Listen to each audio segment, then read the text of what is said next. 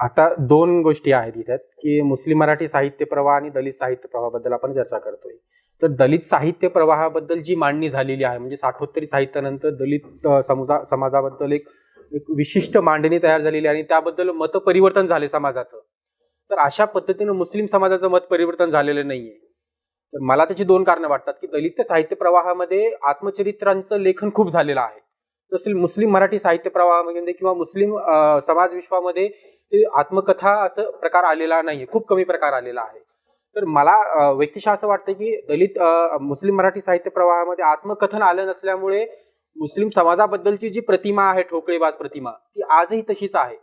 तर तुम्ही जे आत्मकथनात्मक लेखन केलेलं आहे त्या माध्यमातून तुम्ही मुस्लिम समाजाबद्दल तुमचं आकलन आणि तुमच्याकडे बघण्याचा दृष्टिकोन बदलला आहे का?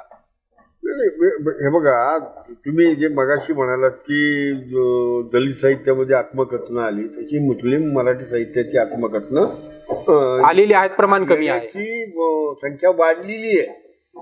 आणि नुसती संख्या वाढलेली नाही तर दुसऱ्या भाषेत मुसलमानांनी लिहिलेल्या आत्मचरित्राचे अनुवाद मराठीत झालेले आणि त्यामुळं ही संख्या खूप वाढलेली आहे. इतर भाषेमधलं नाही बोलत मी, मराठी भाषेबद्दल आपण ज्यावेळेस बोलतोय तर मराठी लेखक जे आहेत, मुस्लिम मराठी लेखक आहेत, काही निवडक 2-3 लोकांनी, मला वाटतं एक 7-8 लोकांनी आत्मकथन लिहिलेलं आहे. तर त्या आत्मकथनामधून एकूण समाजाचं सामाजिक विश्व, सांस्कृतिक विश्व, भाषिक विश्व आणि तुमचं सांस्कृतिक जळणघळण आणि तुमच्या एकूण समाजाबद्दलचं असलेलं सहजीवन हे व्यक्त होतं. आणि त्यातून काय होतं की एका विशिष्ट समाजाची एक प्रतिमा तयार होते आणि त्याबद्दलचं एक काय म्हणता येईल त्याला की सहानुभूती किंवा एक ते ठोकळेबाज मांडणीला उत्तर मिळतं त्या मांडणीतून. तर एकूण दलित साहित्य प्रवाहामध्ये हे झालेलं आहे, पण मुस्लिम साहित्य प्रवाहामध्ये हे खूप क्वचित आढळतंय.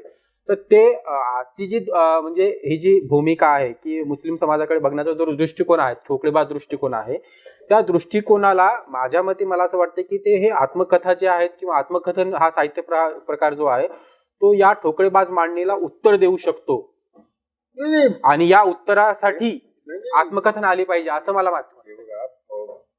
गतवर्षी म्हणजे 1-2 वर्षापूर्वी जे पुण्याला साहित्य संमेलन झालं आपलं, त्या संमेलनामध्ये हा विषयच होता ना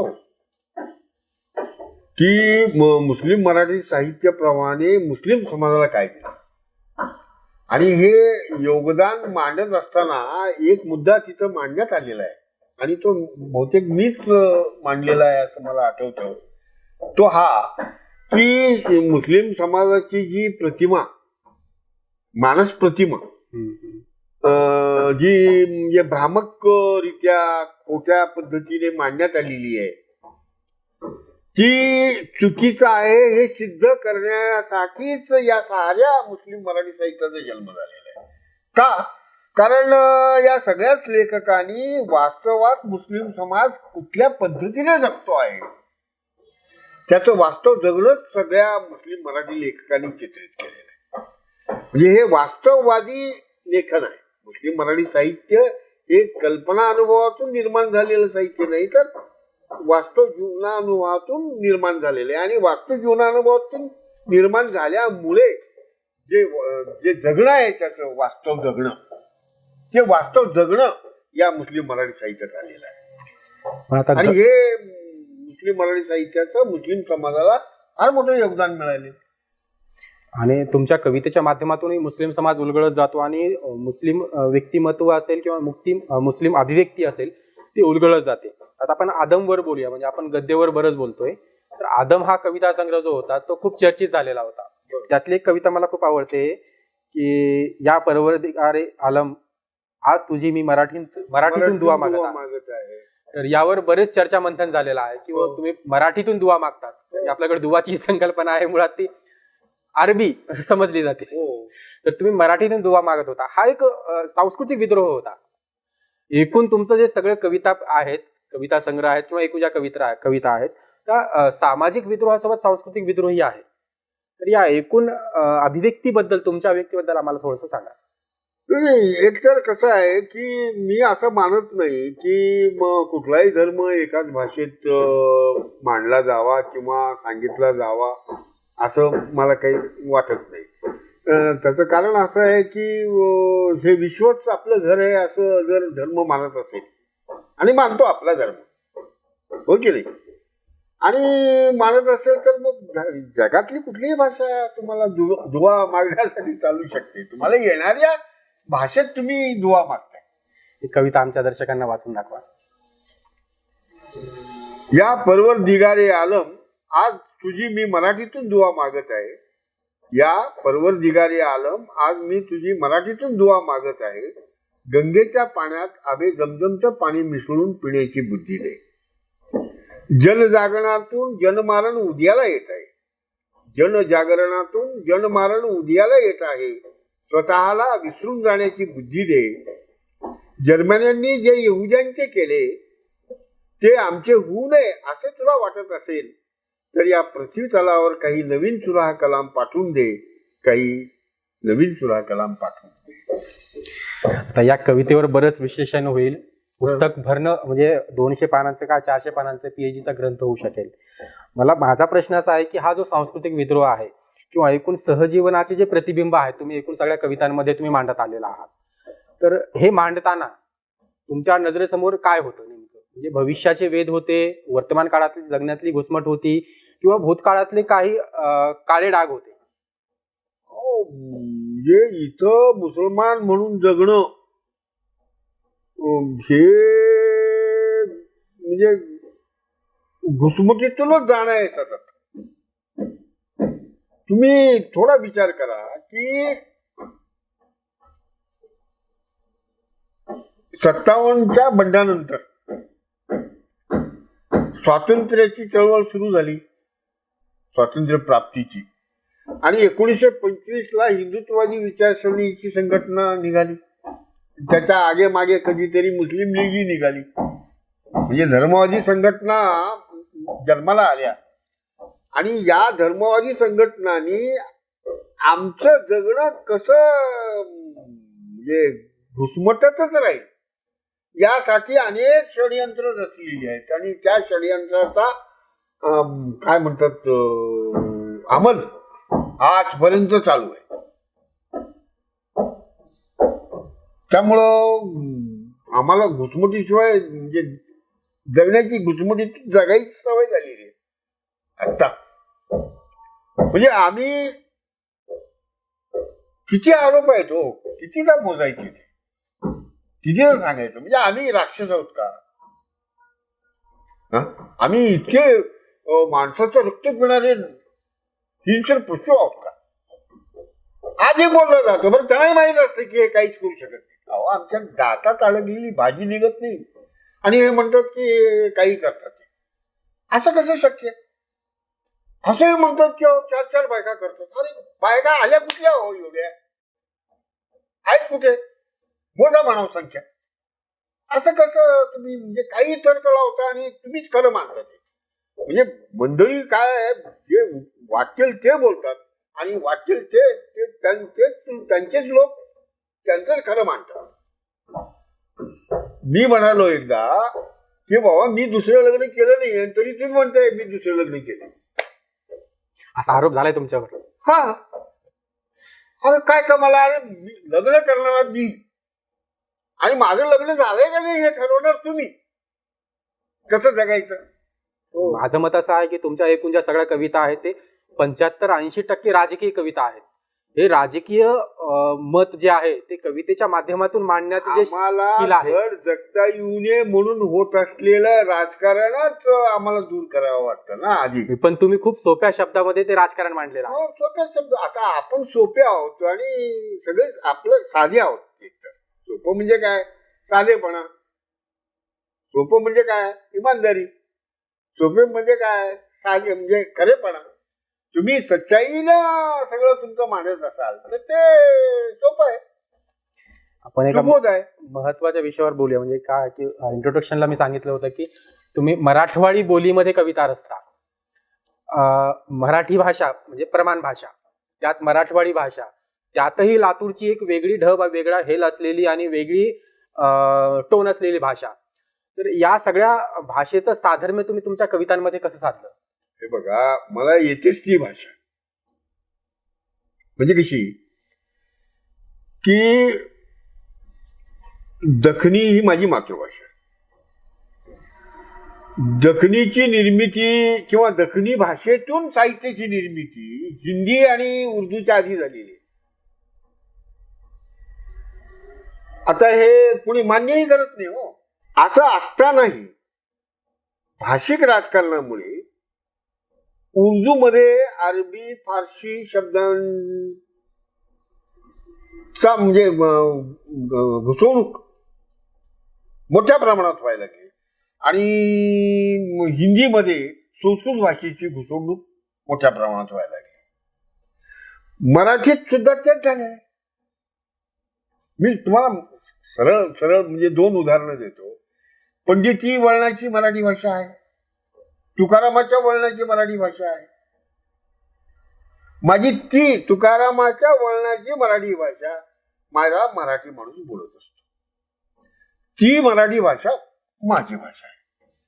त्याला संस्कृत शब्दांचा आवक म्हणजे उचले संस्कृत शब्द आणून या मराठीला अवघड करण्यात आलेलं आहे. आणि म्हणून संस्कृतनिष्ठ मराठी किंवा संस्कृतमय मराठी आम्हाला कळत नाही. आम्हाला प्रश्न पडतो ही का मराठी आहे. मग भूसंधारण, आता काय भूसंधारण म्हणजे काय? अकादमिक मराठी येते. हा म्हणजे अकादमिक मराठी, शैक्षणिक मराठी किंवा संस्कृत मराठी, प्रशासकीय मराठी महाराष्ट्रातल्या जनतेला कळते का? कळतच नाही. म्हणून तुकारामाची मराठी आपण बोलायला हवी. आणि मी सामान्यांच्या मराठीतून बोलणारा माणूस आहे, सामान्य माणूस आहे. शेतकरी नावाचा तुमचा जो दीर्घखंड काव्य आहे तो मराठवाडी मराठी भाषेमध्ये तुम्ही मांडलेला आहे. हो. त्याबद्दल खूप चर्चा झालेली आहे, खूप लोकांनी लिहिलेलं आहे त्याच्यावर. भालभोळीने समीक्षा सुद्धा लिहिली त्याच्यावर. हो. तर त्या शेतकरीच्या प्रवासाबद्दल मला तुम्ही सांगा. फक्त मला अजून त्याच्याबद्दल अजून वेगळं सांगायचं आहे की तुमच्या एकूण कवितांमध्ये किंवा एकूण गद्य लेखनामध्ये कृषी संस्कृतीचं प्रतिबिंब सातत्याने येत राहतं आणि तुम्ही स्वतःलाही म्हणतात की मी शेतकरी कवी आहे. तर ही कृषी संस्कृती, त्यातली माती आणि मातीशी जोडून घेऊन तुम्ही ती कविता लिहित असतात. तर एकूण या कृषी संस्कृतीच्या प्रतिबिंबाबद्दल आम्हाला थोडंसं सांगा. तुम्ही बघा, या देशामध्ये 2 संस्कृतीचे प्रवाह आहेत. एक वैदिक संस्कृतीचा प्रवाह आहे, मोठ्या प्रमाणात म्हणजे मानला जातो. मोठ्या प्रमाणात नाही येतो खरं तर, पण मानला जातो. आणि मुख्य प्रवाह मानला जातो. म्हणजे सगळं जे चांगलं आहे ते सगळं तिकडे आहे असं बोललं जातं. आहे का नाही कुणी पाहत नाही, आहे की नाही हे कुणी पाहत नाही. आणि दुसरा प्रवाह जो आहे सांस्कृतिक प्रवाह, तो कृषी संस्कृतीचा आहे. हा बहुसंख्य लोकांचा प्रवाह आहे आणि साध्या सरळ अशिक्षित ज्याला तुम्ही म्हणता ना, पण शहाण्या लोकांचा प्रवाह आहे, जे अनुभवातून जगतात, अनुभवातल्या शिक्षणाला महत्व देतात. वैदिक संस्कृती आणि कृषी संस्कृतीमध्ये फरक आहे. मी 10 मुद्दे मांडलेले आहेत याबद्दल माझ्या दखलपात्र शब्दांचा दखलपात्र शब्दांचा उरूस मध्ये एका लेखामध्ये ही मांडणी मी केलेली आहे. भारतीत्वाच्या शोधात जो शोध घेतलाय मी भारतीत्वाचा, त्या लेखामध्ये 10 मुद्दे मांडलेले आहेत की कृषी संस्कृती आणि वैदिक संस्कृतीमध्ये काय फरक आहे. एक फरक तुम्हाला मी सांगतो की कृषी संस्कृती ही एका दाण्याचे 1000 दाणे करते आणि वैदिक संस्कृती हे 999 दाणे जे उरलेले आहेत, एकच दाणा पेरलाय यांनी आणि काढलेत किती 1000 दाणे. मग 999 दाणे जादा निघाले याला. मग या 999 दाण्यांची वासलात कशी लावायची?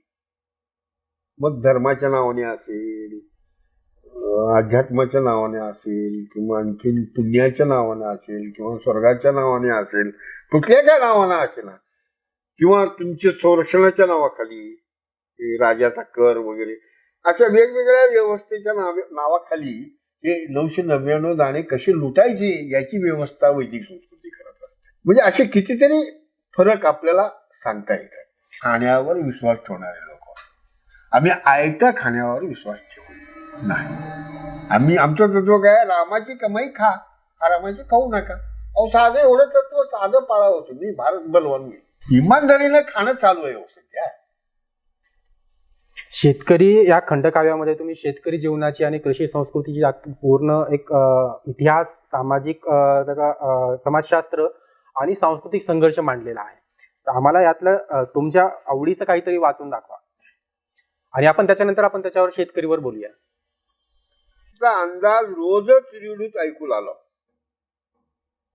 आणि दम खाऊ लागला, पण पाऊस काही पडणार झाले. मनाची तगमग होऊ लागली आहे. काय करावं म्हणून पंचांगात बघायचं. ज्योतिषानं 29 तारीख दिलती, बरोबर 29लाच बारीक का होईना पाऊस पडू लागले. रिडूचे अंदाज खोटे पडले, तेव्हा आम्ही का म्हणून ज्ञानावर विश्वास ठेवावा. ही जी भाषा आहे ती भाषा तुम्ही मांडताना तुम्हाला काही प्रश्न पडले का, किंवा ही भाषा मुख्य प्रवाही माध्यमामध्ये नाहीये तर आपण कशी मांडावी, किंवा ही भाषाच मला अशी का मांडायची आहे? नाही, प्रश्न तर पडला मला. म्हणजे प्रश्न कधी पडला, लिहिल्यानंतर पडला. म्हणजे लोक म्हणायला लागले की हे शिव्यांचं पुस्तक आहे, लोक म्हणायला लागले ही काय भाषा आहे का, असं बोलायला लागले. मी म्हटलं की वा माझं आहे आणि माझ्या पद्धतीनं मी माझ्या भाषेत माझं सगळं लिहिलेलं आहे. बरोबर आहे ना. म्हणजे तुमची भाषा मला कळत नाही तेव्हा मी प्रयत्न करून तुमची भाषा समजून घेतो. माझी भाषा जर तुम्हाला कळत नसेल तुम्ही समजून घ्या ना. आणि माझ्या गावात माझा शेतकरी जर प्रेमानं शिवीच देत असेल, प्रेमात सुद्धा शिवी देत असेल, तर मी त्याची भाषा येण्यासाठी शिवेचा वापर मला करणं भागच आहे. म्हणजे राग आला तरी शिवी, प्रेम भाव आला तरी हे म्हणजे हे जे तुमचं जे सगळं मूवी आहे आमची. एकूण जे सगळं साहित्य आहे, ती जी घुसमट आहे, घुसमट अभिव्यक्त होताना तुम्हाला म्हणजे त्यातून काही मानसिक आधार, मानसिक समाधान किंवा स्वानंद असा मिळालेला आहे का लेखनातून? लेखनातून आनंद म्हणजे मोकळा झाल्याचा एक म्हणजे रिता झालं, मोकळे होणे, ओझं कमी होणे, हलकं वाटणे, मुक्त वाटणे, हा आनंद झालेला आहे मला. याला तुम्ही आनंद म्हणा किंवा न म्हणा, पण सुटका झाल्यासारखं वाटतं. म्हणजे प्रत्येक कृतीनंतर असं वाटतं हे पहा, तुंबून आलेलं असतं की नाही, ते वाहिलं की बरं वाटतं. तसं लेखन झाल्याशिवाय काहीच पडत नाही हो. प्रत्येक रचनेनंतर तुम्हाला असं वाटतं. म्हणजे मी ज्या कविता लिहिल्या किंवा जी पुस्तकं लिहिली, ती लिहिल्याशिवाय चैन मिळाली नाही म्हणून लिहिली. मला चैनच मिळत नव्हती. मी काय नावासाठी किंवा काही मिळावं म्हणून किंवा काही नाही हो. फक्त सुटका होण्यासाठी, ओझं कमी होण्यासाठी, हलकं होण्यासाठी, मी मला हलकं करण्यासाठी लिहिलं. म्हणजे तुम्ही रंजनासाठी लिहिलेलं नाही. तुमच्या करमणुकीसाठी कशाला, मी कशाला करू चिंता कशाला करू तुमच्या करमणुकीची, काय म्हणजे काय गरजच नाही ना. अलीकडे तुम्ही काय लिहितात नवीन? मी उतार वयातील बाराखडी लिहितो. काय तो लेख आहे? लेख आहेत त्याच्यात, म्हणजे काय म्हणजे कविता आहेत. अच्छा, पुस्तकच आहे? पुस्तकच आहे ते. आता 135 पानापर्यंत गेलंय, बघूया. मंथन नावाचा एक संग्रह अलीकडे आलेला आहे, त्याची खूप चर्चा आहे. चर्चा यासाठी आहे की GK येण्यापर्यंतची एक 90 पानांची प्रस्तावना लिहिलेली आहे. या पलीकडे त्या ह्याच्यामध्ये संपादनामध्ये मीच ते संपादन केलेलं आहे. ते मला बऱ्यापैकी त्याचा मी वाचलेलंही आहे. मला 2-3 गोष्टी त्यात आवडलेल्या आहेत. यात की भालं भोळे, प्रोफेसर बेन्नूर, सुधीर रसाळ सारखे, जनार्दन वाघमार सारखे अशा दिग्गज समीक्षकांनी त्याच्यावर तुमच्या कवितेच्या ह्याची समीक्षा केलेली आहे. कवितेची समीक्षा केलेली आहे, कविता संग्रहाची समीक्षा केलेली आहे. तर हे समीक्षक ज्यावेळेस समीक्षा करतात तर याचा फरक लेखनात होतो का, किंवा समीक्षक डोळ्यासमोर ठेवून तुम्ही कधी लिखाण केलेलं आहे का? समीक्षक डोळ्यासमोर ठेवून मी कधी लेखन केलेलं नाहीये. आणि तुम्ही ज्यांची नावं घेतली हे सगळे आत्ता आत्ता लिहित आहेत माझ्यावर. यापूर्वी नवख्यानेच लिहिलेलं आहे माझ्यावर. म्हणजे आदमवर असेल, निधर्मीवर असेल. म्हणजे निधर्मीवर तर खूप लोकांनी लिहिलंय, पण समवयस्कांनी लिहिलेलं आहे, दिग्गज लोकांनी लिहिलेलं नाहीये. त्या तुमच्या काळातली समवयस आमच्या आजच्या काळातली दिग्गज आहेत आमच्या माहितीप्रमाणे. मी पाहतो नाही, ते बरोबर आहे तुमचं, पण अलीकडे या लोकांनी माझ्यावर लिहिलेलं आहे आणि त्याचा मला आनंद आहे. त्यांनी मला आता तरी उशिरा का असेना न्याय दिलेला आहे आणि त्यामुळं बरं वाटतं. समीक्षक डोळ्यासमोर ठेवून तुम्ही कधी लिहिलेलं नाही नाही, अजिबात नाही. समीक्षक डोळ्यासमोर ठेवून लिहिणं मला काही शक्यच नाही. त्यांच्या काही औपचारिक अनौपचारिक काही सूचना असतील त्याचं पालन केलं तुम्ही कधी? नाही बुवा, नाही नाही. मला लेखनात म्हणजे काहीच कबूल केलं? माझं कसं आहे की जे मराठी कवितेचा विचार व्ह्यू आहे तो कधी मी मानलेलाच नाही. मी माझ्या ठोकळेबाज तुम्ही मान्यतेला मला कुठलेच प्रवाह वगैरे वगैरे वगैरे जे आहे ना, वैचारिक प्रवाह ज्याला आपण म्हणतो, त्याला मी बांधलेला नाहीये. मी माझं जगणं मराठी साहित्यात मांडत आलेलं आहे. मी मराठी माणूस आहे, मराठीत मांडलेलं आहे. मला मराठीच येते चांगली आणि त्यामुळे मी मराठीत लिहिलेलं आहे. तुम्हाला चांगली मराठी येतं म्हटलं तर मला राग येतो. झोमनी नावाचा 2008 साली, मला 8 साली ना कविता संग्रह आलेला आहे. 13 साली. सॉरी, हा 13 साली. त्याच्याबद्दल खूप लिहिलं गेलंय. खूप दिग्गजांनी समीक्षा केलेली आहे त्याच्यावर. खूप काही लिहून आलेलं आहे अलीकडचं आहे. तर त्या झोमनीच्या एकूण प्रवासाबद्दल आम्हाला सांगा आणि तुमची त्यातली एक आवडती कविता आम्हाला दर्शकांना आमच्या वाचून दाखवा. याच्यातली तुम्हाला म्हणजे यात खूप चांगल्या चांगल्या कविता आहेत. म्हणजे मला आवडलेल्या चांगल्या चांगल्या कविता आहेत आणि नेमकी कुठली कविता वाचायची हा मी आवडलेली म्हटलं, तुमची प्रिय म्हटलेलं नाहीये मी, किंवा तुमची एखादी चांगली असंही म्हटलं नाहीये. ते बरोबर आहे. तरी तुम्हाला एक कविता वाचून दाखवायला हरकत नाही की जी माझ्या म्हणजे कळत्या वयापासून मला जो प्रश्न सतावत होता आणि मला वाटतं मलाच नाही सगळ्याच मुसलमानांना हा प्रश्न सतावतो. कारण मुसलमानांना म्हणजे मुसलमानाची हेटाळणी करण्यासाठी, त्यांचा तिरस्कार करण्यासाठी, त्यांना खाली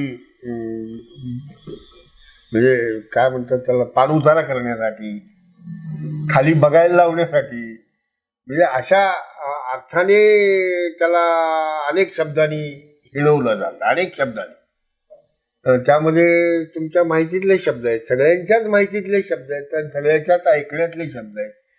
आणि मला लहानपणापासून लांड्या हा शब्द सतावत आलेला आहे. नंतर नंतर मग कटपीस म्हणायला लागली. इंग्रजीचं लोण आलं आपल्याकडे तेव्हा मग ते लांड्याच्या ऐवजी कटपीस म्हणायला लागले.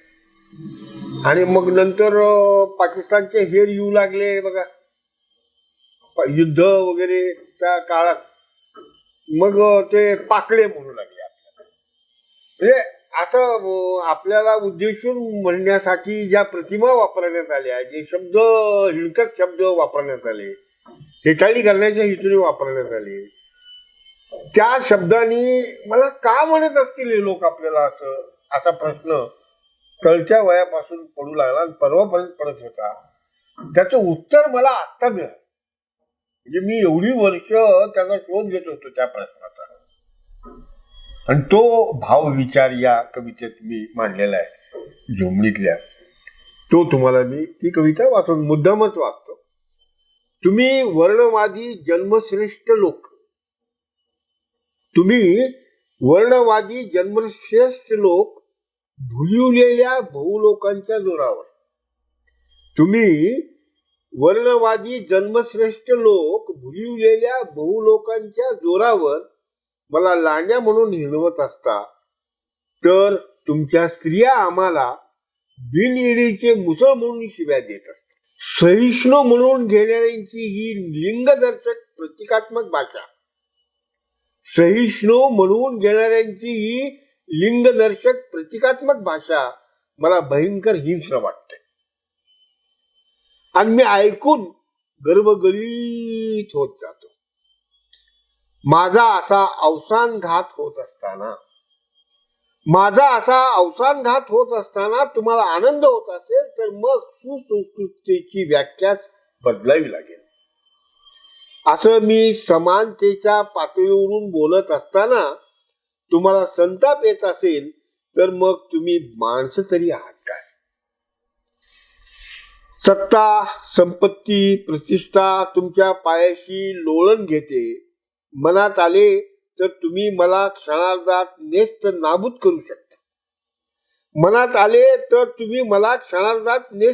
करू शकता. हे सूर्यप्रकाशा इतके खरे आहे. पण या कवितेतील माझ्या भावविचाराला तुम्ही कसे काय नष्ट करणार? हेटाळणी आणि तिरस्काराबद्दल तुम्ही आता ह्याच्यात ती सगळी मांडणी केलेली आहे. तर हा गैर मुस्लिम समुदायाकडून हेटाळणी समजू शकते. मुस्लिम समुदायाकडूनही तुम्हाला हेटाळणी आणि तिरस्काराला सामोरं जावं लागलं. त्याचं कारण काय होतं? जेवढ्या हिंदूमध्ये जाती आहेत, कनिष्ठ जाती, मागास जाती, नीच जाती, म्हणजे घाणेरडं काम करणाऱ्या जाती, त्या सगळ्याच्या सगळ्या परावर्तित झालेल्या आहेत इस्लाममध्ये. आणि त्यापैकी एका जातीचा, भटक्या जातीचं एक परावर्तित झालेली जात, त्या जातीचा मी आहे. त्यामुळे माझी हेटाळणी व्हायची. हा साधा म्हणजे जातीच्या उतरंडीमुळे हेटाळणी व्हायची. कारण प्रतिष्ठा जातीला लगडलेली आहे. पण तुमचं मूल्य जातीवर अवलंबून आहे ना. तुमचं जे मूल्य आहे तुमच्या कर्तृत्वावर अवलंबून नाही. काही जण असे मला भेटले, ते म्हणतात की वो शहाजिंदे क्या मुस्लिम है क्या? हे या हेटाळणीबद्दल मला सांगा. मुस्लिम आहे का म्हणजे हे बघा कसं आहे, मुसलमान आपल्याकडे चेहरा बघून जात ओळखली जाते, लक्षात घ्या. किंवा बोलण्याच्या ढबीवरनं जात ओळखली जाते, किंवा कपड्यावरून सुद्धा जात ओळखली जाते. म्हणजे आपल्याकडे बरेच नमुने आहेत. आणि काही जण असे आहेत की कशावरूनही त्यांचं कळत नाही, त्यामुळं असं होतं. तुम्ही एक मध्यंतरी मला सांगितलं होतं, आठवण सांगितली होती, नवा काळ या न्यूजपेपरने फकीर मोहम्मद शहाजिंदे असं पूर्ण नाव वापरलेलं होतं. त्यानंतर तुम्ही मुस्लिम आहात हे लोकांना कळालं.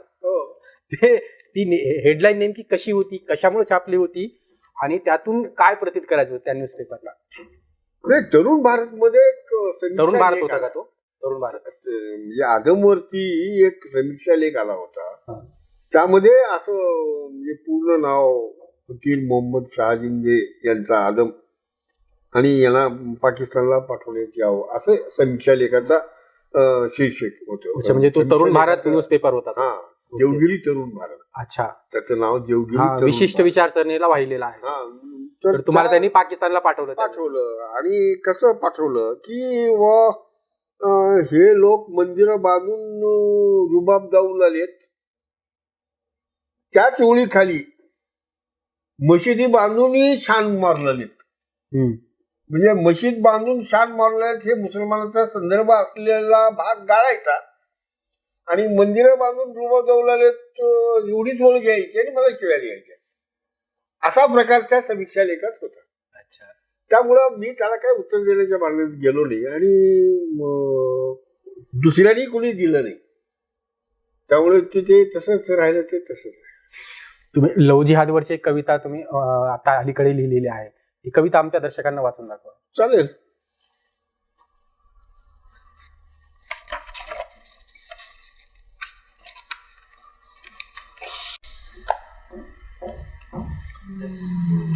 तुम्ही म्हणजे लव जिहादवर लिहिलेले असं म्हणू नका. नाही, मी यासाठी की तरुण भारतचा संदर्भ इथे तुम्हाला मी त्याचं स्पष्टीकरण या कवितेमध्ये मांडलेलं आहे, त्या एकूण पाकिस्तानला पाठवण्याच्या भूमिकेचे. त्यामुळे तुम्हाला हे मी इतक्यात सांगितलं. कवितेचं नाव नेहमी नेहमी तुमचीच का म्हणून तक्रार असते. नेहमी नेहमी तुमचीच का म्हणून तक्रार असते. नेहमी नेहमी तुमचीच का म्हणून तक्रार असते. नेहमी नेहमी तुमचीच का म्हणून तक्रार असते. एक तर सगळीकडे तुम्ही असत नाही, असलातच तर तुमचे लक्ष जात नाही. गेलंच तर लगेच तुम्हाला त्यातला गुंता कळत नाही. पुरेपूर कळून खात्री झाल्यावर मग जाहीरपणे तुम्ही तक्रार करायला लागता. करावं तक्रार, पण त्यासाठी संघटना कशाला करता? तत्पूर्वी तुम्ही असं करून तर पहा. तुम्ही प्रेम करायला लागा ना, म्हणजे कुणाचेच प्रेम तुम्हाला खटकणार नाही. त्याचं कारण म्हणाल तर फारच सोपं आहे. लाडात येऊन ती त्याला मागते म्हणून तो तिला चंद्र आणून देतो. लाडात येऊन ती त्याला मागते म्हणून तो तिला चंद्र आणून देतो. तेव्हा चंद्र काही म्हणत नाही, ती तिथल्या भोवतालसह निसर्ग काही म्हणत नाही. पण नेमकी तुमचीच मात्र तक्रार असते. तुम्ही तक्रार करता करता प्रेमही करायला लागा ना, म्हणजे कुणाचेच प्रेम तुम्हाला खटकणार नाही, की कुणाचा पेहराव खाणेपिणेही खटकणार नाही. प्रेमात तुम्हाला सगळेच कसे सुंदर सुंदर दिसू लागेल, सुंदर सुंदर दिसू लागेल. ही कविता यासाठी वाचायला लावली की तरुण भारताचा तुम्ही संदर्भ दिला आणि त्याला हे उत्तर आहे. त्यांनी जे आता जे मिथक तयार केलेलं आहे त्या मिथकावर जे प्रोपगंडा जो राजकारण जे सुरू आहे त्या सगळ्या राजकारणाला तुम्ही उत्तर दिलेलं आहे. हे अप्रकाशित पुस्तक आहे तुमचं, आता नुकतंच येईल ते. तर मला वाटतं आता माझ्या माहितीप्रमाणे 18 ते 19 पुस्तकं तुमची प्रकाशित झालेली आहे. हा एकूण 19 पुस्तकांचा प्रवास आणि तुमचं लेखन किंवा त्यातून मिळालेला तुम्हाला आनंद, प्रत्येक कृतीनंतर तुम्ही माग एका प्रश्नामध्ये उत्तर देताना सांगितलं की प्रत्येक कृतीतून प्रत्येक रचनेतून मला आनंद मिळतोय. तर हा आनंद आजही तुम्ही अनुभवताय का? या एकूण राजकीय परिप्रेक्षामध्ये तुम्हाला प्रश्न विचारतो.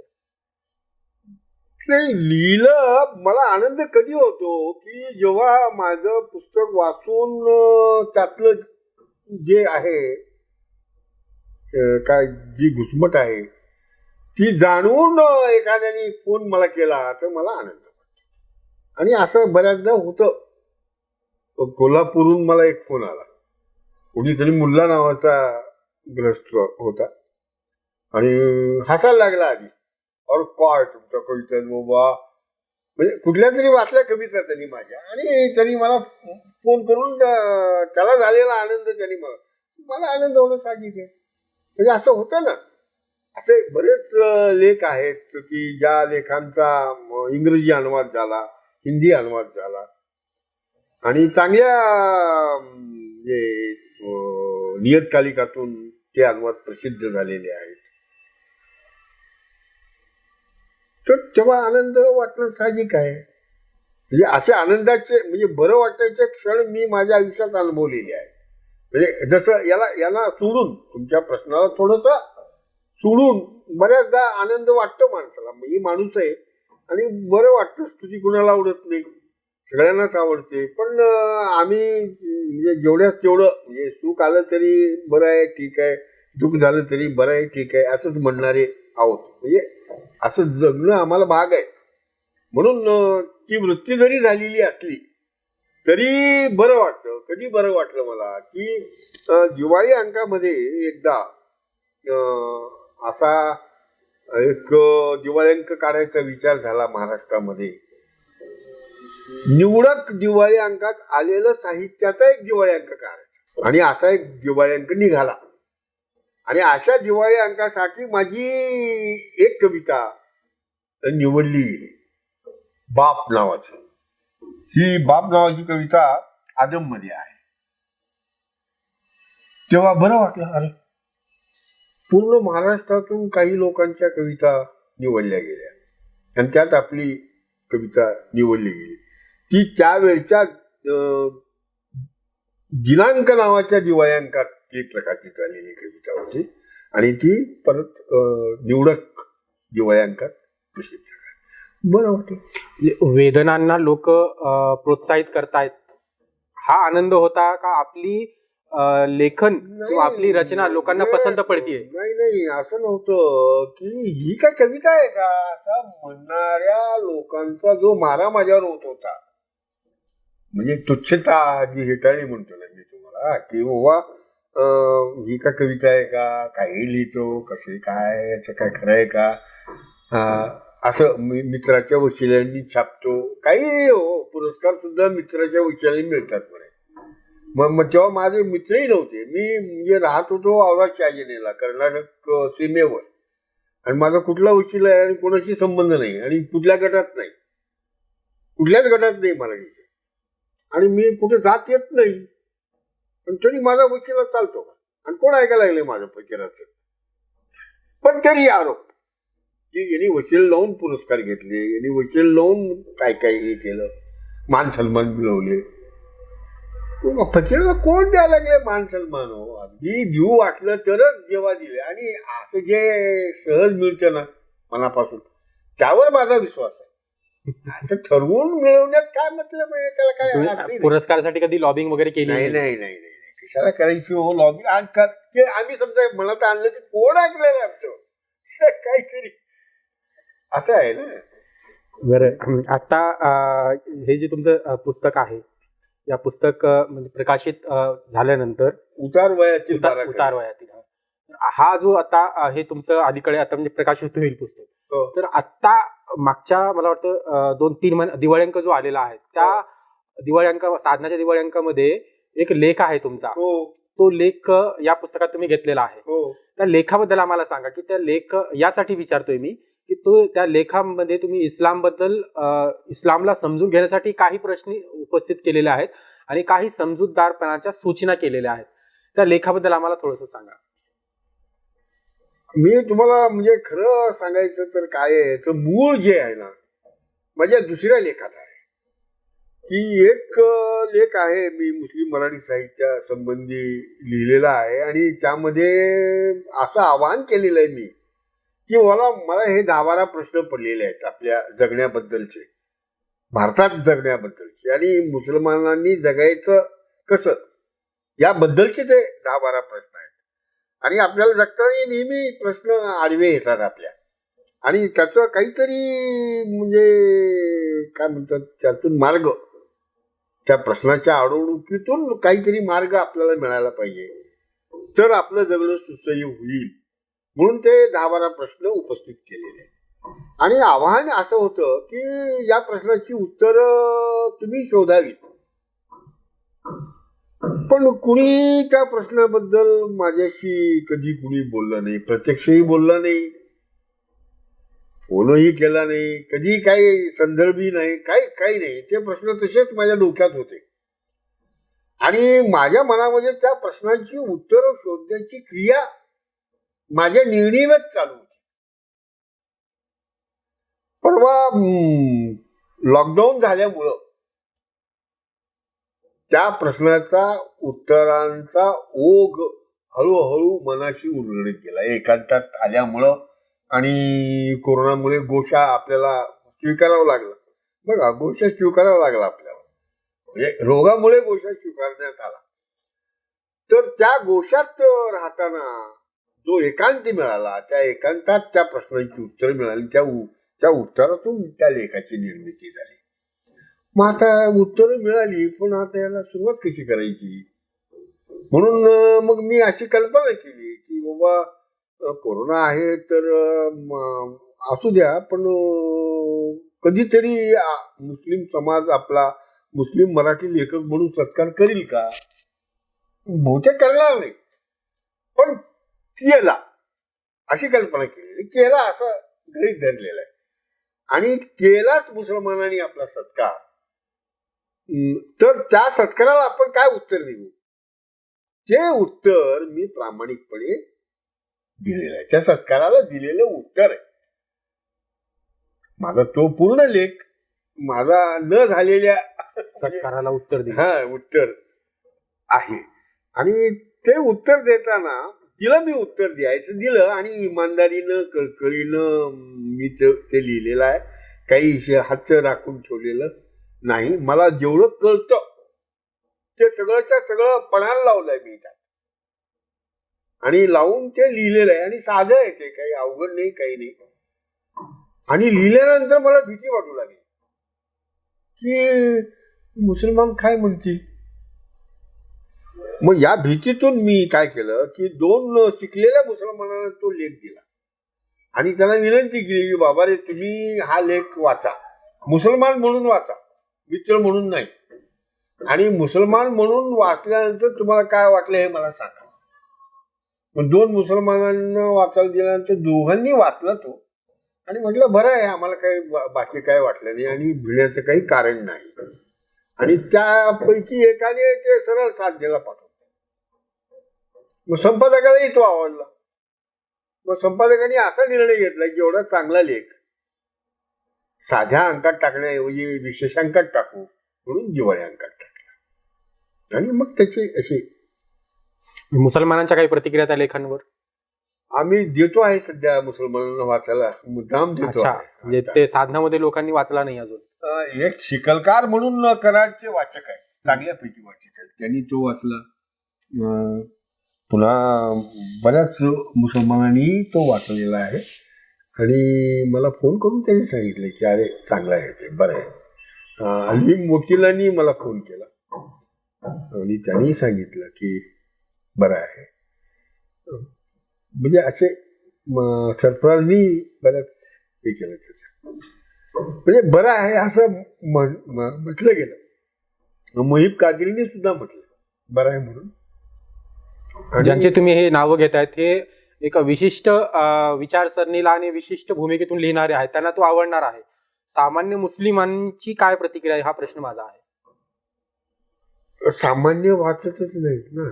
आता नूर शेख जो आहे सामान्य शोधनचं काम करतो, त्याला वाचायला दिलाय मी, तरी काय अजून प्रतिक्रिया दिली नाही काय. आणि मग आता एक मौलाना आहेत माझ्या ओळखीचे, त्यांना दिलाय मुद्दाम वाचायला की बाबा तुम्हाला कसा वाटतो बघा आणि मला सांगा. पण सोमवारपर्यंत वाचणार होते मी, त्यांना सोमवारी फोन केला तर ते म्हणाले निम्मा वाचलाय, अजून निम्मा राहिलाय. ठीक आहे, अजून ते निम्मा वाचतील याची वाट पाहतो आहे. आपण मुलाखतीच्या शेवटच्या टप्प्यामध्ये येतोय. तर आता हा मला पडलेले काही प्रश्न आणि काही आव्हानं आहेत. एकूण मुस्लिम मराठी साहित्य प्रवाह असेल किंवा एकूण तरुणांचे जगण्याचे संदर्भ, जगण्याचे प्रश्न आणि ती घुसमट आणि ती अभिव्यक्ती अशी आहे की ती व्यक्तही करता येत नाही. व्यक्त झालो तुम्ही की तुम्ही देशद्रोहाचे तुमच्यावर टॅग लागला जातो किंवा तुम्हाला थेट जेलमध्ये टाकला, अशी परिस्थिती आता आहे. तर या सगळ्या प्रक्रियेतून जाताना तरुण लिहित आहेत, सातत्याने लिहित आहेत, आपली भूमिका मांडत आहेत, वेगवेगळ्या माध्यमांचा वापर करून ती मांडत आहेत, लिहित आहेत. तर या सगळ्या आव्हानांना एक तुमची अनुभवी नजरेतून एक कशा पद्धतीनं सामोरे गेलं पाहिजे आणि या आव्हानाला स्वीकारत कशा पद्धतीनं तग धरून लिहिलं पाहिजे, हे काही 2-3 सूचना आम्हाला तुम्ही आमच्या दर्शकांना सांगा. हे बघा, भय आहे ही वस्तुस्थिती आहे, पण भय आहे म्हणून जगणं तर सोडता येत नाही. जगणं तर जगलंच पाहिजे. 2 वेळची भाकर तर खाल्लीच पाहिजे, त्याला इलाजच नाही ना. आणि तुम्ही काही केलं तर हे टळणार नाहीये. म्हणून मृत्यूचा क्षण येईपर्यंत आपण लिहित राहिलं पाहिजे. तुम्हाला दुसरा पर्यायच नाही तुमच्यासमोर. का तुम्हाला कुठे जाता येणार नाही, तुम्हाला कुठे हलता येणार नाही आणि तुम्हाला कोण घेणार सुद्धा नाही. म्हणजे तुम्ही अशा भ्रमात राहू नका की 54-55 मुस्लिम राष्ट्र आहेत आणि कुठलं तरी राष्ट्र आपल्याला स्वीकारेल. नो, काही नाही. कुणी मुसलमान राष्ट्र म्हणून मुसलमान बाहेरच्या मुसलमानाला स्वीकारत नसतात.